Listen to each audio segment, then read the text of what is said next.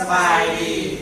พวกเฮาแม่นักศึกษาของมหาวิทยาลัยสวรรณเขตคณะศึกษาศาสตร์สาขาภูมิศิษศาสตร์ปีหนึ่งจะมาทดลองเกี่ยวกับวิชาไฟฟ้าสถิตไฟฟ้ากระแส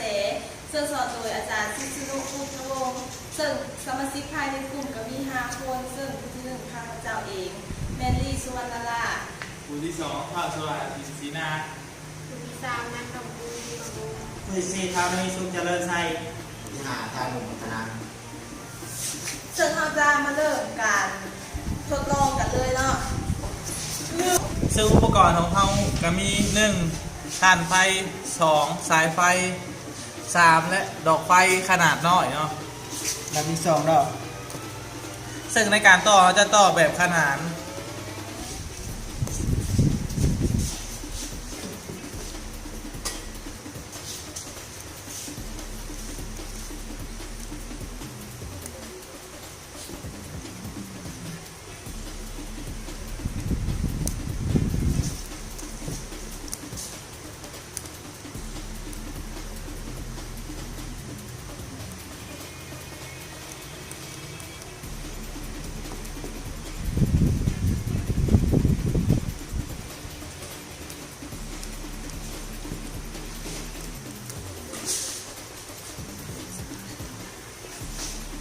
เมื่อเขาต่อแล้วจะมีลักษณะแบบนี้การต่อไฟฟ้าแบบขนานซึ่งเราจะเอามาใส่ถ่านไฟเลยเนาะ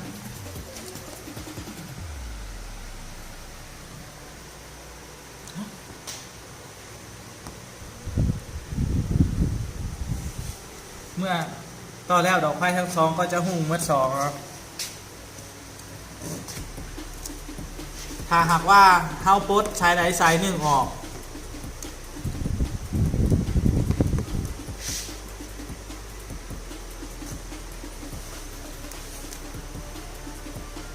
แล้วดอกไฟที่เหลือก็จะหุ่งคือเก่าแบบนี้ก็เพราะว่าการต่อขนานถ้าสายใดสายหนึ่งรุดออกสายที่เหลือก็จะยังมีกระแสไฟฟ้าอะไรผ่านอยู่